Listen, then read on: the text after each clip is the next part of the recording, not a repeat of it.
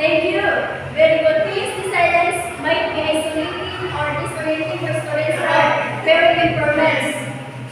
The teacher should provide clear visual instructions and alternative activities to ensure all students feel included and comfortable. Then, second questions. Japanese, less than. What consideration should be made during the breaking the silence? Please, to support students with auditory processing difficulties. Thank you. Students with auditory processing difficulties might struggle to process spoken language quickly. The teacher should speak clearly and slowly, provide visual aids, and allow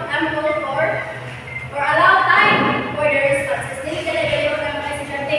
Kung nahibaw ka ng estudyante ang nasa hearing, kailangan o bansa ng mga estudyante hakay, hindi mas na on time. So, question number 3, how can the teacher assess students' understanding of hearing impairment concepts after these activities considering diverse learning styles and communication needs? Okay, use a variety of assessment methods, including rating responses. Ayaw din na sila pa-verbal na kay mag-isod din na sila istorya, drawings, or even short videos. These mirrors the different learning styles and allow students to demonstrate their understanding in ways that fits their abilities. This morning our topic is all about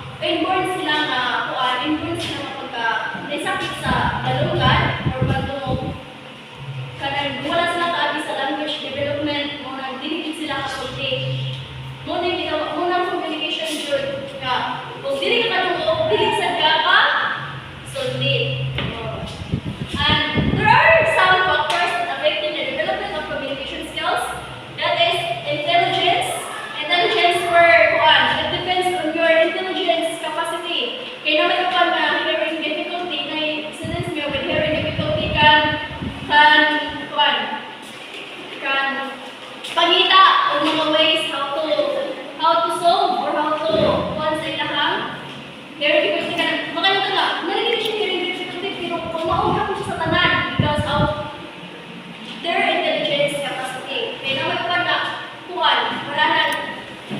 Sunod, personality. Personality depends ko, it depends sa Chinese o Chinese sa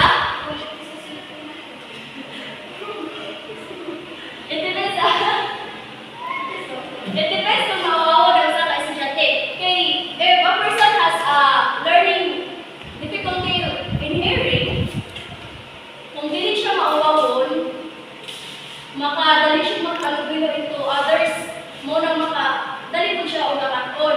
But if mawawon na sa suot, di yun, muna tungkay. Depende, muna nakakit sa ilang communication skills, ilang personality. Kung mawawon ka, duga dyan yung development kay dili.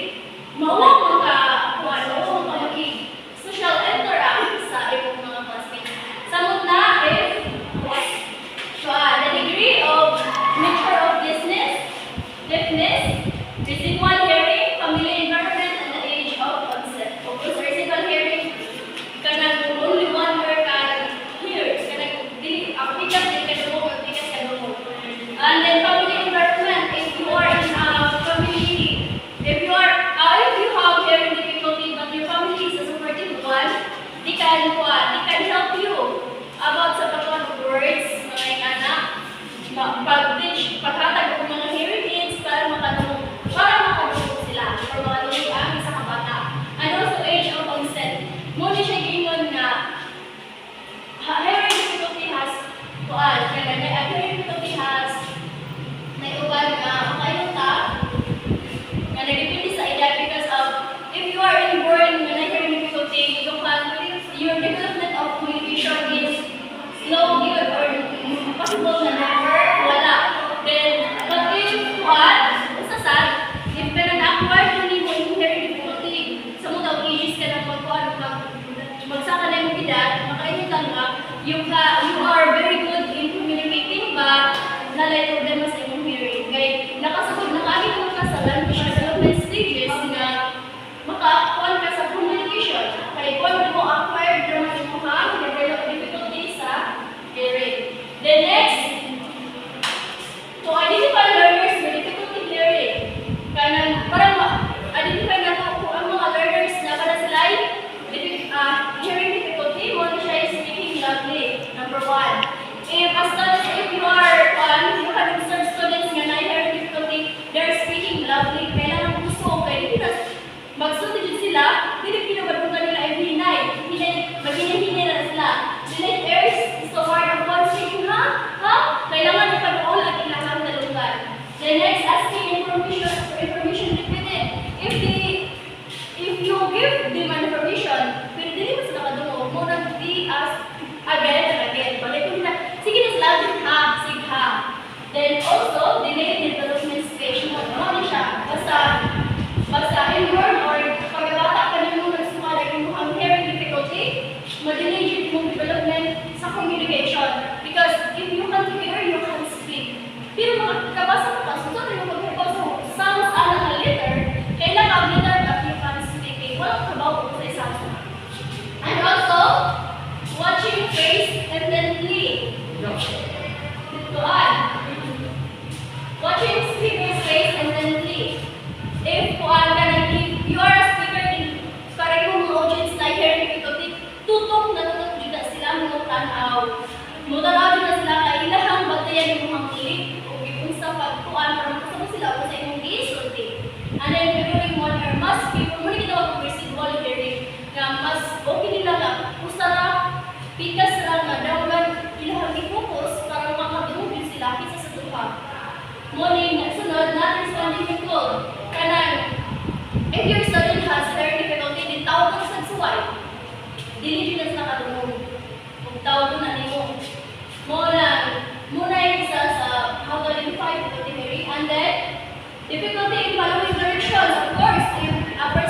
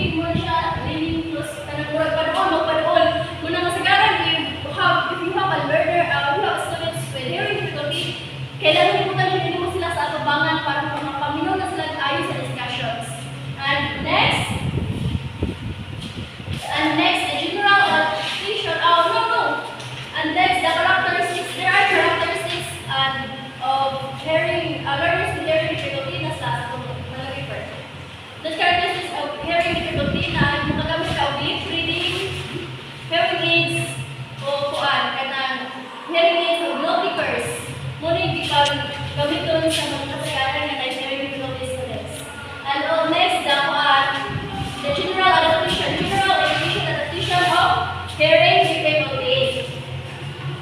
So, kuan parang namo sa inclusive classrooms, inclusive environments where parang disabilities ng mga karon kaguhan. As a teacher, you need to adapt mga adapt mga methods sa yung pag-cater sa ilang needs. First, the teacher use the residual hearing they have. Dapat kuan kanang the teacher is sila mo residual hearing dapat ang teacher murag mo host sa ilang pagkakas nga because lang magamit sila ng residual hearing. Next, deep breathing. Ipakuan ang deep breathing kailangan matuon sa mga bata deep breathing. Face the class at all times. Ang usa na kami siya as a teacher. The next, avoid exaggerating use of words because exaggerating use of words, your learners can understand kung sa na siya. Kung daghan na kaayong maglito. Then directions and importance should be written. All of kuan mga informations na need mo mga ibutang should be written kaya para mabasa na nila. Kaya kung muna nag-selfie, they can hear, so they can understand. So the activity must be physically active, multi-sensory should be given. If mag-activity ka sa inyong mga students, you need nga ma-apit ang sight, visual, ang touch. Kaya para ma-feel nila kung unsa. Dito ang verbal or much better if they verbal, focus on verbal kay mag-listen sila. And then also last, more patient wait a response. Kanag pag mo yung mo ni deadline sa inyong mga projects or mo ni deadline sa inyong oral recitations, pwede din mo adjustan ang sa mga learners with difficulty hearing kay parang mas mapupusan nila, mas mahatag nila ilang best answers. And for our applications,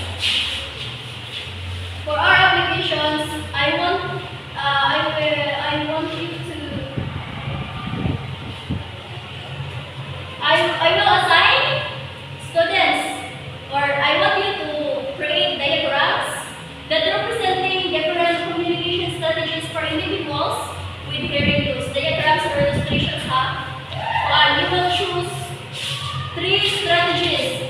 For example, lip reading, sign language, note taking. And the illustration should include clear levels and descriptions of each communication strategy, visual representation of how each strategy works, examples of situations where each strategy is useful, and blast colorful and engaging visuals, mostly mga visuals. And then, kung ano na, ito yung dinako na diagrams and illustrations because we all know na ako yung mga estudyante nga nasa difficulty hearing, difficulty walking, o difficulty communicating, difficulty kung ano mga role play, this is not yung mga kilala. So, murag ako yung gadgets, no? And then, the criteria for grading is accuracy, 30 points, creativity and visual appeal, 30 points, clarity and organization, 20 points, effort and participation, 20 points, overall of 100 points. In your assessment, give one portion of paper, then answer. Fill in the blanks with the most appropriate word or phrase. Choose your answer from the box. Muna siya muna. Answers. Na ba yung choose? Okay. Done? Let's check. Number 1. According to IDEA, a hearing impairment is defined as an impairment in hearing that blocks a child's traditional performance. Answers? Correct. Very good. Adverse effects. Number 2. The main challenge faced by most hearing impairment students is? Very good. Communication. Number 3. A significant factor affecting the development of communication skills in hearing impaired students is blank hearing loss. Unsa man siya? Age of onset, one of the factors that can affect impaired students. And number 4, many hearing impaired students utilize blank and lip reading as the primary communication method. Unsa man hearing aids? Very good. And lastly, teachers can adapt instructions by using blank and blank directions to students. Written or pictorial, physically active out activities. Okay, hold it perfect. Okay, very good. Clap for